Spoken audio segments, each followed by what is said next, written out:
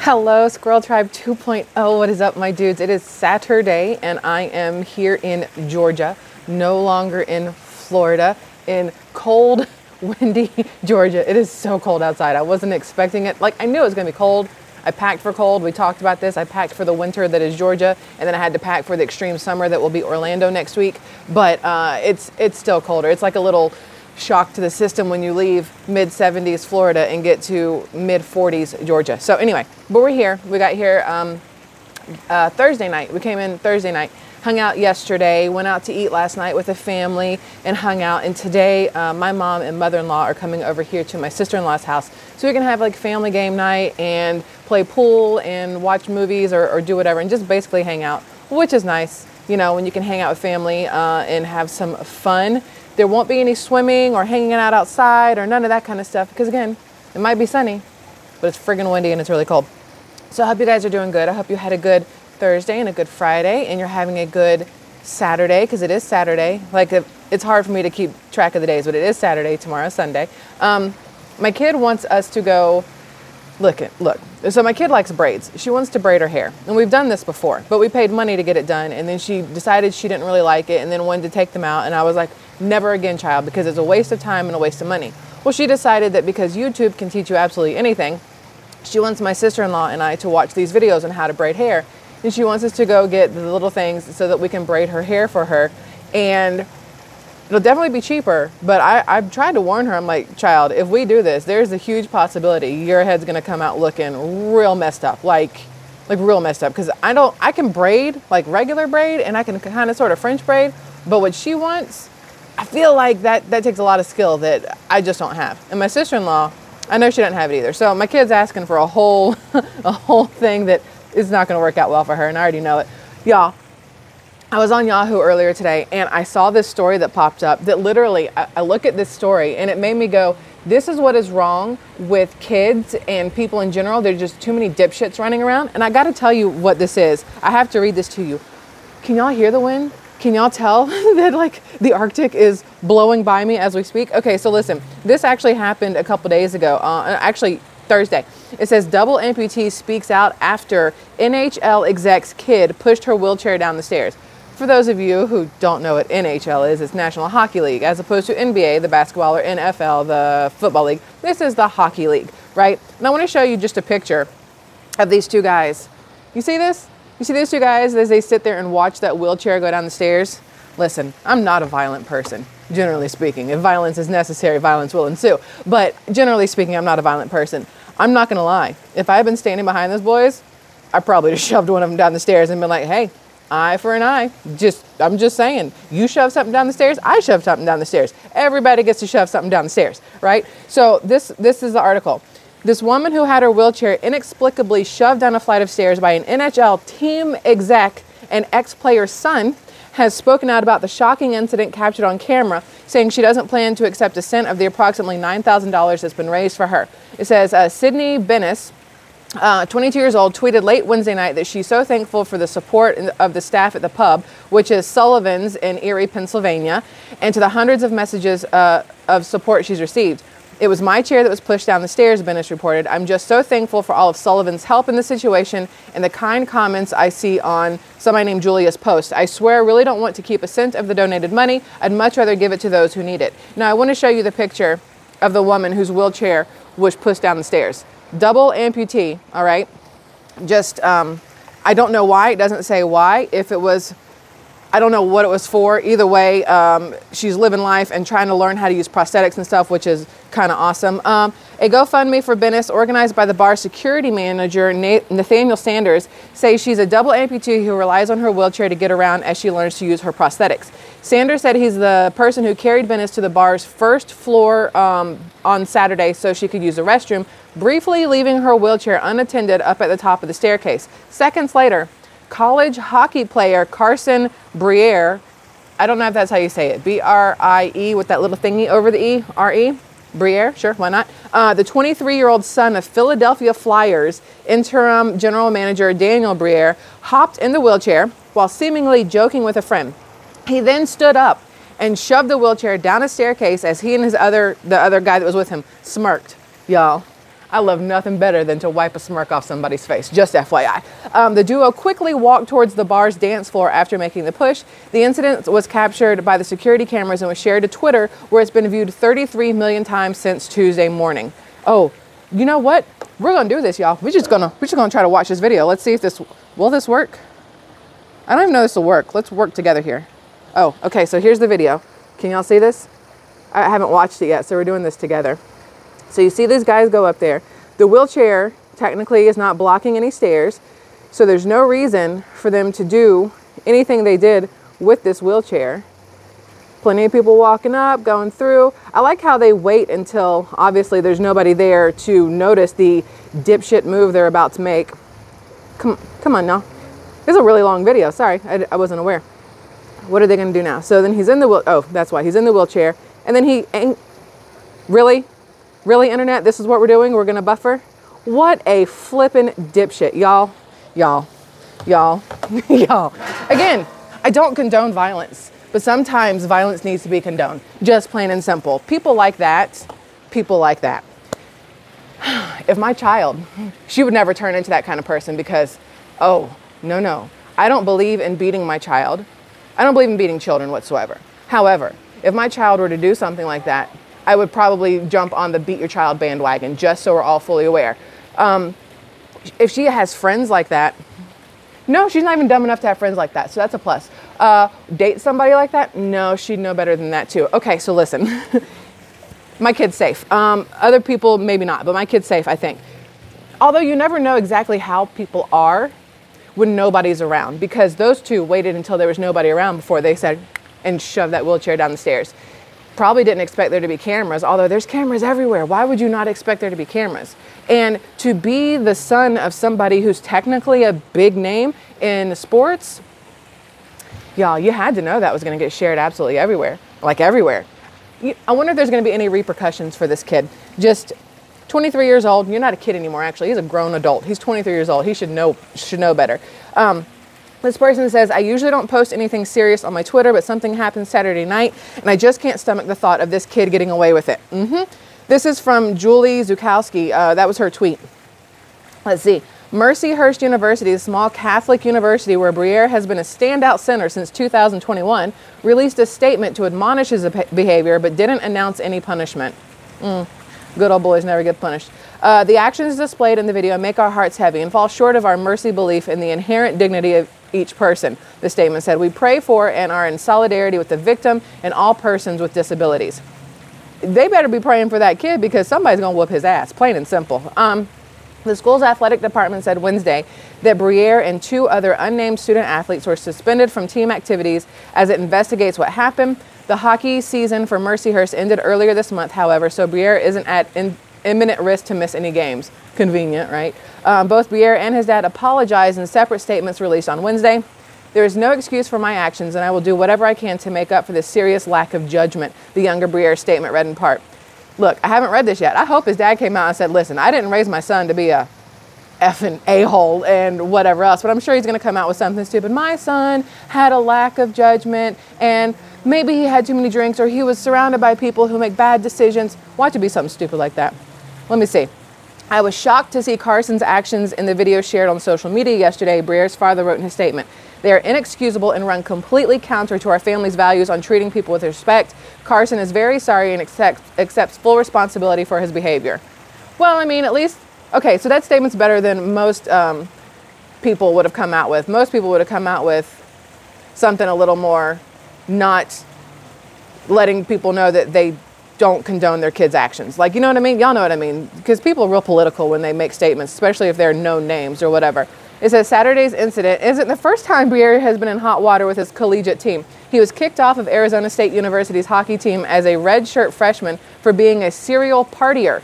Mercyhurst was going to be his second chance. Oh, so what I heard was, what I hear is he went to a normal college, decided to party it up, and his parents said, you're going to church, and they stuck him in a church school, and they said, you better get right with Jesus and stop doing what you're doing, or else hell to pay, literally, if you're not careful, right? And that's not working out, so what's next? I don't know what's next. He says, I was just going out. I wasn't taking hockey seriously, Briere said in 2021 about his release from ASU.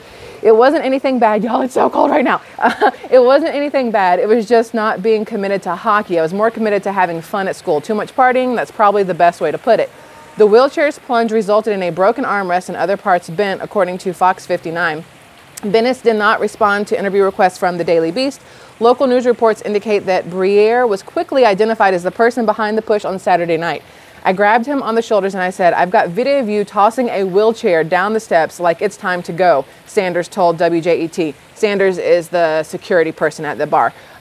Sullivan's, where the incident occurred, was built before the Americans with Disabilities Act was signed into law in 1990, Sanders said, and was thus grandfathered in to have only first floor bathrooms and no elevator. He said security has to carry anyone down the stairs and back up if they need to use the bathroom, but can't make the trip on their own.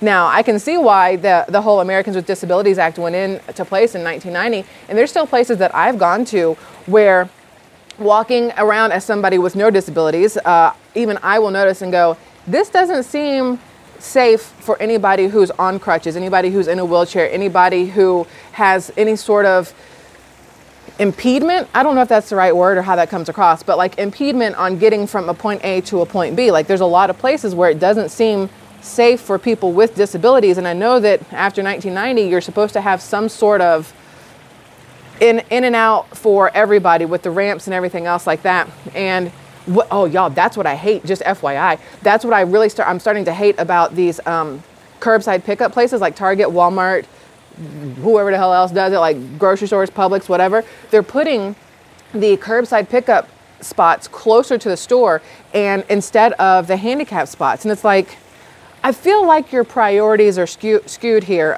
retailers or whatever y'all want to call them.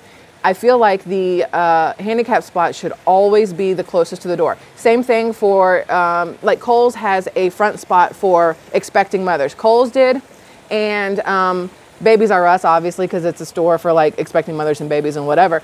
But I feel like every store should have, or every location that you should have to park and go in, DMV, a store, whatever else there is, should have handicap spots right up front.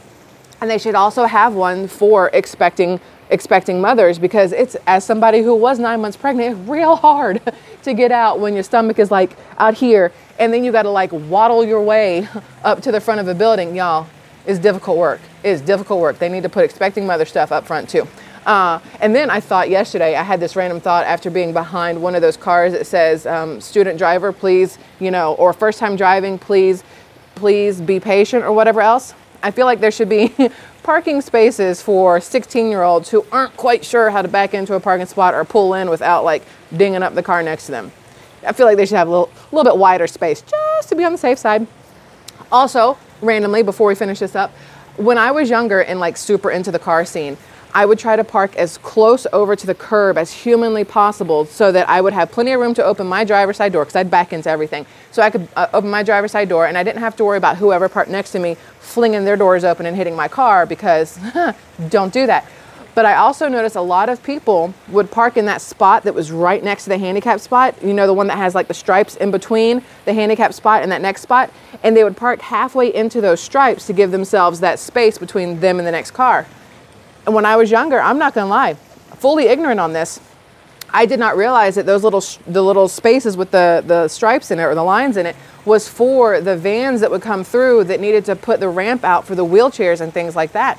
It never occurred to me that the people who then came in with their regular non-handicapped vehicles and would park halfway in there were really screwing over the people who needed that space in order to safely and comfortably get out of their vehicles. So now I'm that person when I'm walking by or driving by and I see somebody in halfway in the space, I'm like, ass. And then I just keep going, you know, like I want to carry around sticky notes. Look, this is the Karen in me. I want to carry around sticky notes. And when I see stuff like that, just be like, you suck, and slap it on their windshield and be like, you know why? Because most of these people, unless they were like me and didn't realize, a lot of these people know exactly what they're doing. They just care more about themselves than anybody else. Anyway, kind of like this little scumbag who shoved the wheelchair down the stairs. Hold on. Sanders also identified the second person who appeared to help Briere push the wheelchair as Patrick Carosi, a lacrosse player at Mercyhurst. Why are these little church boys doing devilish things. Yeah, just a question. No criminal charges have been announced by police in Erie for either athlete, though Bennis's GoFundMe says she filed a police report this week. Y'all, of course no charges have been filed, because technically they're going to say nobody was injured and it was destruction of property, but it was on private property. So I guess the bar would have to be the one to make the claim or file the police report. I don't know how that works. If anybody happens to be a lawyer out there or a police officer and knows how this works, Jen, if you can go ask your husband how this works and leave a comment, I would like to know. I do think that there should be some sort of, what's the right word, y'all? Brain, not braining.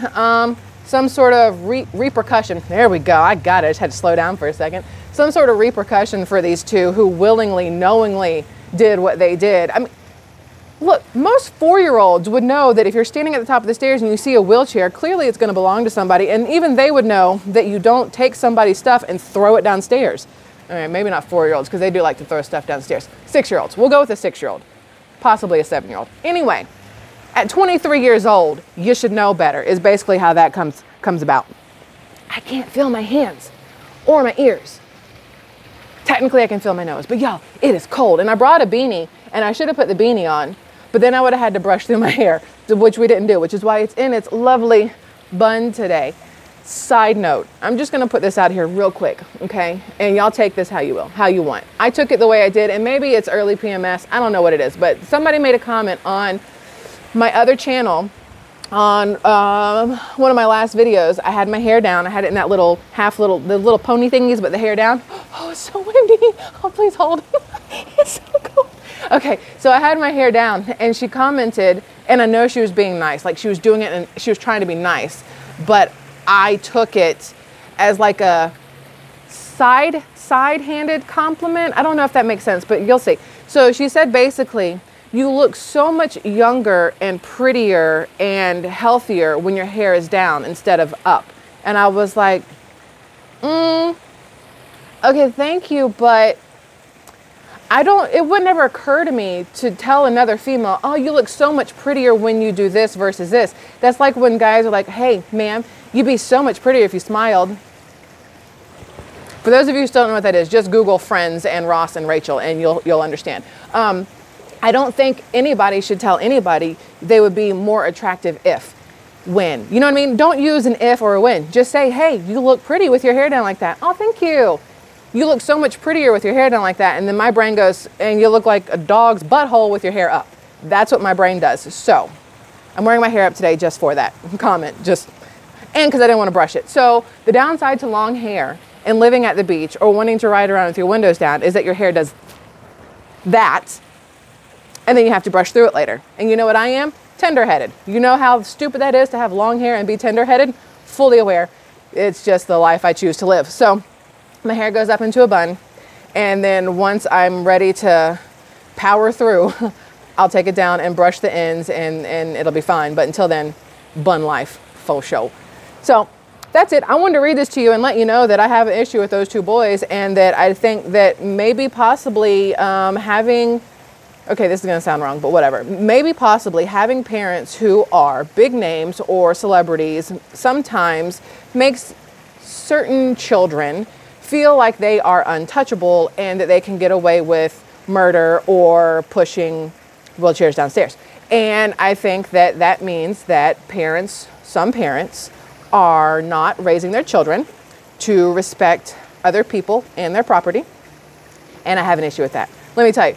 If my kid was ever dumb enough to do something that should result in the interference, no, the whatever with police, like if she ever does anything in her life where anybody would say she should be arrested for that or police should be called or whatever else, guess who's going to call the cops? Me. You know why? Because she would need to learn a lesson. Everybody needs to know you cannot get away with absolutely everything just because of who you are, who your parents are, who you know, whatever, any of that kind of stuff. And I fully believe in learning the hard way if you need to learn. If you're not learning the right way or the easy way, then learn the hard way. And some people will not agree. They'll say, oh my God, that's your child. How could you?